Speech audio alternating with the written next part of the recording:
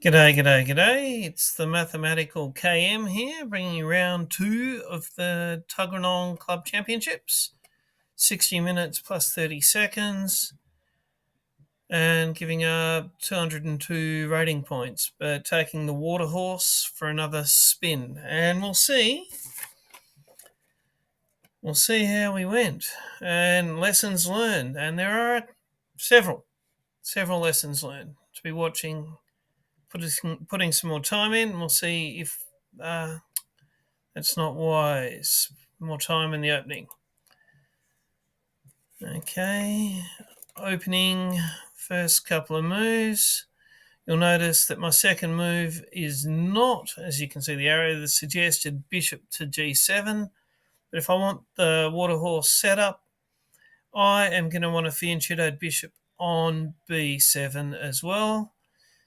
Quick think, and I think I've got time.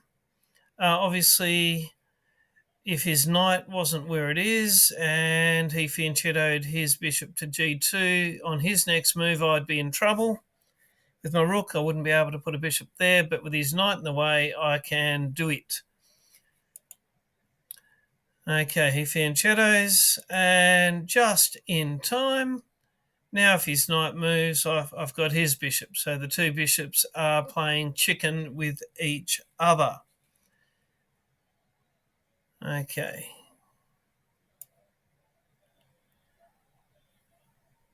Let's see. So just moving me a little bit out of the way. And let's move along. Okay, white castles. It's possible that with white hanging back so much that even though I want to play the hippo, that maybe I should have been going for the centre, but let's stick to our guns. Okay. Lining a rook up with my king, that makes a degree of sense. Fianchetto my the bishop. Bringing a second knight around to the king side. That's one of the better ways of dealing with the hippo, but we'll see how that goes. Knight e7 is best. We can almost... Okay, and bang. Every move, when you're playing the hippo, the good old water horse, every move, and this is a concentration thing on me, and, well, yeah, bishop takes d4. Stupid. Didn't take it. It's normal practice when a knight comes into g5 or b5 is to kick it away with the h or the a pawn. But I could have taken the time to quickly snatch a central pawn from white. Lesson learnt there. Really, it's not like I ran out of time in this match. Really check your bishops. Your opponents, they say your opponents will often fall for not realising the long range and not notice your two bishops. You've got two beautiful bishops at the moment cutting across the board. Bang, had a pawn, could have grabbed on move 9, got that central pawn. Woulda, coulda, shoulda. First lesson learned. Okay, let's move along. Yeah, kind of a mistake. It's a bit of a miss. Should have grabbed it, but let's not talk about that. Knight's kicked back, and of course it's now guarding the pawn, no longer on pre. But we'll keep going. Okay, castling is best. He plays c3, shoring up his central pawn, the one that he nearly lost a couple of moves ago. Shut up about that soon. King to h7 is, well, called good. It's always pretty good. It helps, two guards on the h6 pawn, so that if need be, the G bishop, the dark bishop, can fly away and the king's got the guarding duty.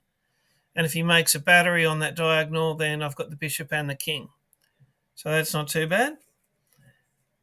Okay, so now we're moving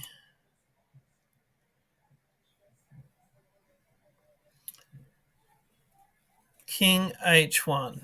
Not really inaccuracy. Didn't really achieve too much. I can't argue for that in the same way for white as my king move, so that's okay. A6. Okay, we've now got, as the chess giant puts it, the full thick-skinned hippo. Just a damn shame I wasn't paying attention to pick up that free pawn slightly earlier. Okay. And it's even the full thick-skinned hippo doesn't even normally have to have the castling and the king shuffle. So we've really got all the way done.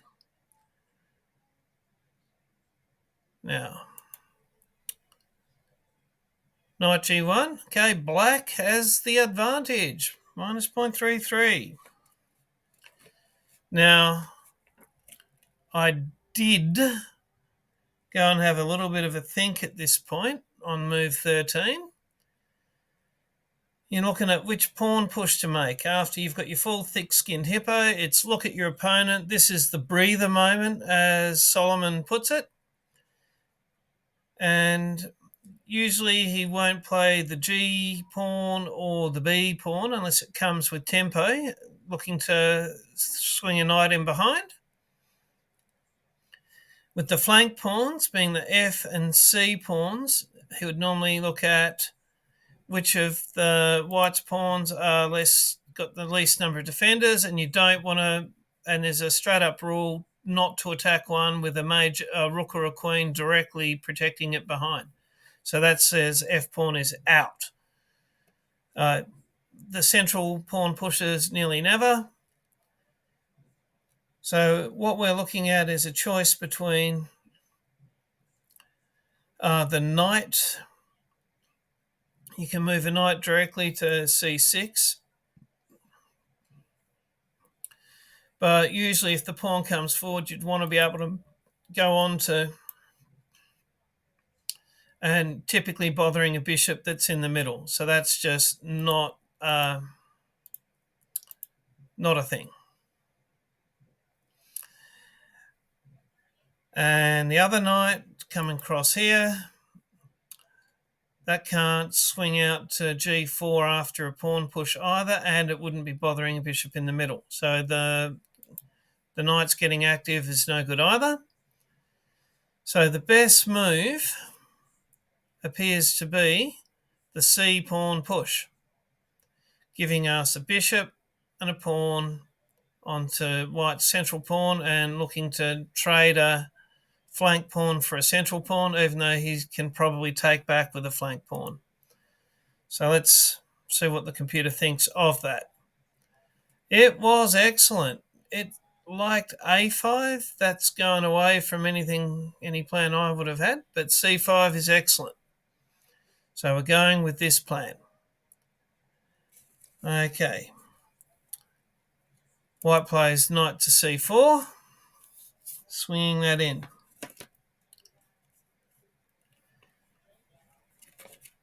Now, this is another lesson to learn if you're going to be playing the hippo. I don't know if you guys have been thinking about playing the hippo. Milan might be one of the viewers. But let's change this to the review. Bishop times e4 is black maintaining the advantage, and it's cool. And this is something I'm going to be looking out for, and I'm wondering if you guys can see it already about bishop takes c4. Let's go and ask to see the moves.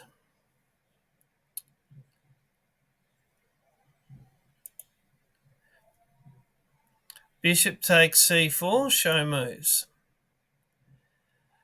It looks like, were we sacking the bishop? No, we got to move a pawn forward with a pawn fork on the bishop and the knight, or if he, God forbid, he'd taken with the rook, a rook and a knight. So we get a central pawn and a straight swap, and black maintains the advantage.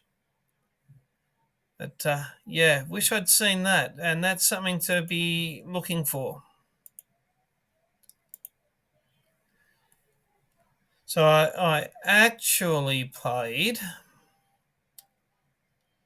let's come back, he's played knight c4, and instead of bishop takes c4, giving me a pawn fork, and looking at that arrangement of the pieces and the fact that my d-pawn can move forward with protection, that's something I'll be looking for in future Hippo games.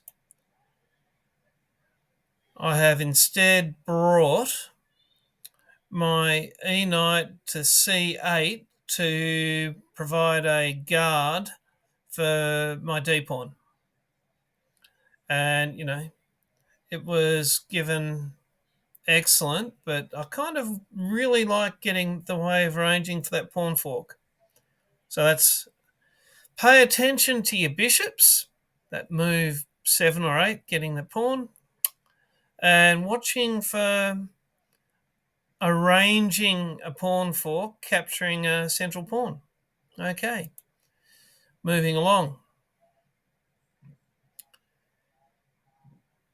White plays a4, no doubt with the intent of stopping b5, which I play anyway. Happy with that. And it's best. And we're keeping minus quarter of a pawn. Okay. He could take. I would take back. Then he could take my rook, and then I would take his rook with my bishop. And it'd be a bit of a clearing out of the queen side. But instead, he's moved his knight to be dim. Knight's on the rim of dim. Be a long time till that one's useful, but it will eventually be useful again. Up to minus 0.75, so that's nice. So move 17. The computer liked, I knew I had to redevelop the C knight because it wasn't required as a guard for the D pawn anymore. I took it back where it came from. A bit of an inaccuracy, dropped a little bit, still black's advantage. The computer liked putting it at B6 to put pressure on, more pressure on that A pawn, white's A pawn. I can see that, but I don't think that one's really lesson learned. That's just normal play. And let's see. So on bishop, part of moving the knight to e7 was I was predicting I'd move it to c6 to give me 1, 2, 3 pieces all on that pawn. And no doubt my opponent's noticed this and moved his bishop there to get 1, 2, 3 pieces. The big fight for the d4 pawn. Okay. Now,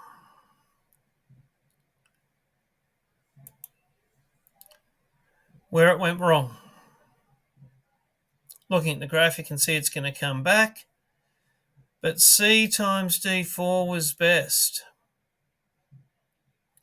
Let's go back. C times d4. If I take, I've still got the bishop on it, so there's no way he's taken with his queen. He'll probably take back with his pawn. That way he's keeping central pawns. And then from there, life goes on. That would be okay. Yeah, I can see that, computer. So that's what would have been best. What did I play? I've gone for 1, 2, 3, 4 pieces on that pawn.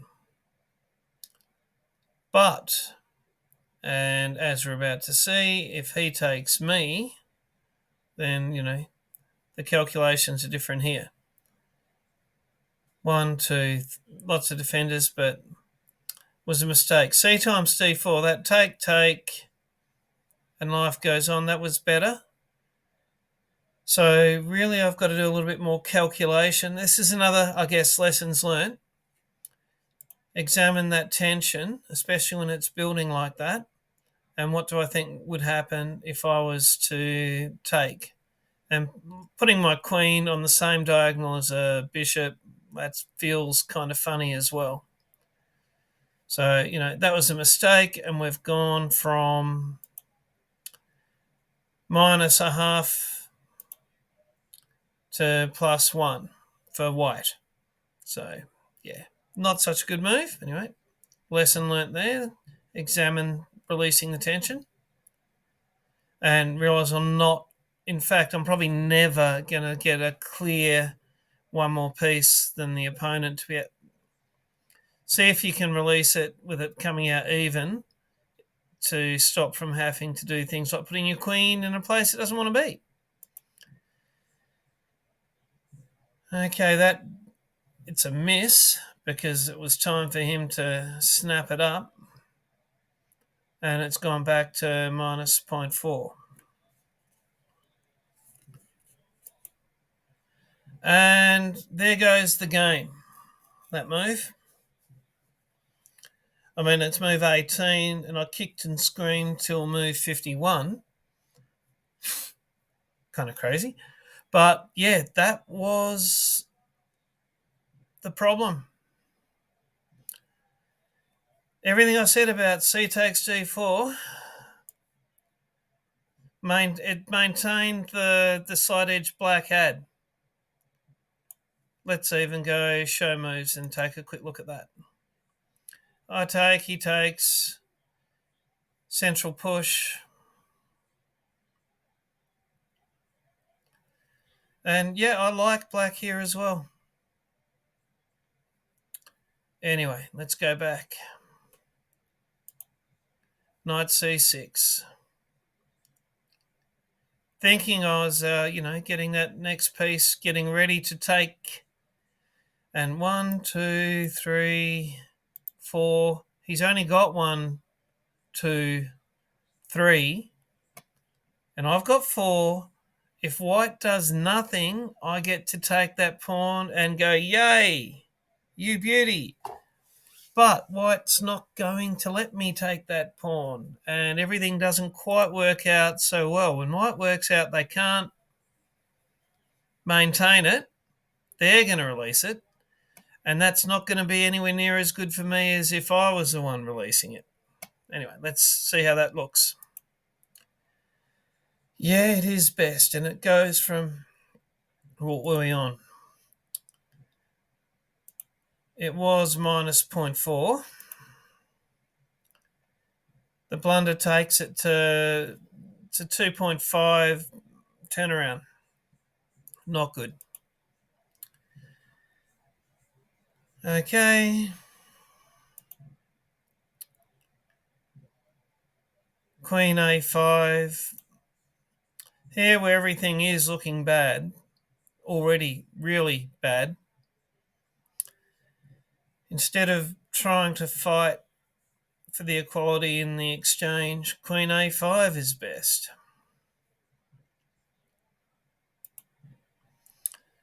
But I thought I can take with the knight, and that way if his bishop takes my knight, I'll just take back with the queen. But again, I should have spent some more time thinking here. I knew I'd already gone wrong, and I think we played just too quickly with too little thought. So lesson learnt there. When you know something's just gone wrong, have a long, good, hard think and try and get the best out of it. Again, Queen a5 was much better than that. I end up losing a knight here. Anyway, let's go. Queen takes.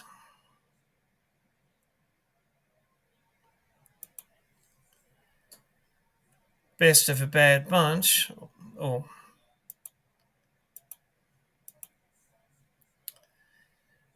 and yeah, so what are we on? +4. I'll just continue for a few more moves here.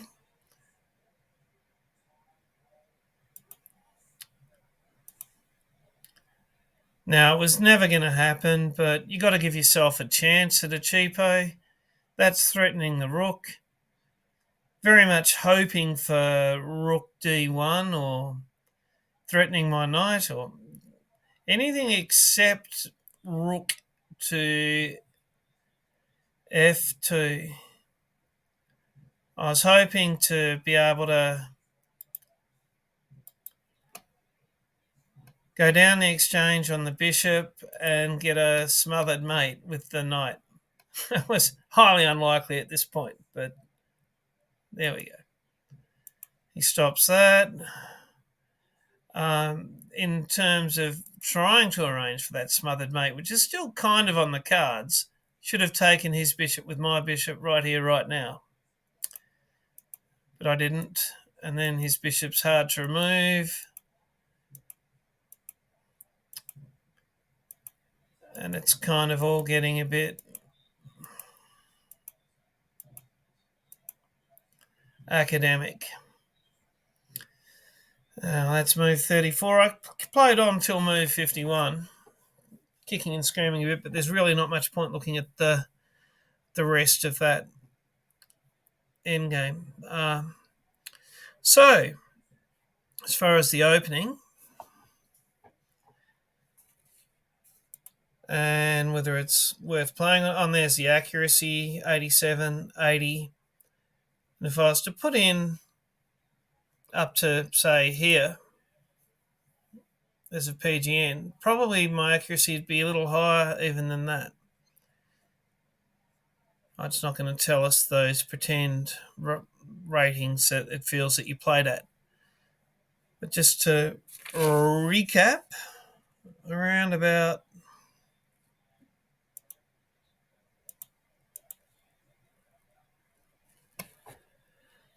watch for free pawns. Hard to believe that was there. That's not always going to happen, but there's a lesson that it happens more often than you'd think when you watch. And this is over the board. I've seen it a heap in the speed runs that you see online, but that's a smaller time frame. But even here, I mean, sure, he could sack his knight on the f pawn and make my king move, but I've still won a pawn, and that just would have been better, as the computer calls it. So there's that.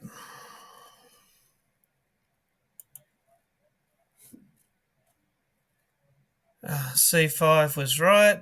The logic of working out which pawn push, so I'm getting that part of the term of the playing the hippo right.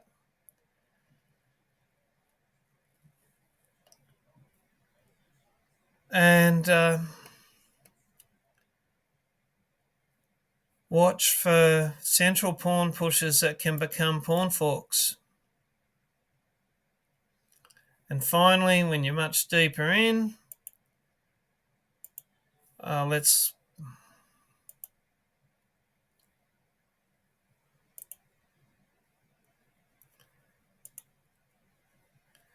look at the effect of releasing the tension. Don't bring your queen behind. So they're the lessons learnt. The hippo, the opening itself was fairly successful. Again, giving up a couple of 100 points, and really felt like we were even though that's close to zero and slightly in black's favour for most of that, did feel like I was in a little bit of the driver's seat and dictating how this was all happening in the middle. I was acting and white was reacting, which is nice. But with those lessons learned, I think maybe we can give the water horse a few more outings.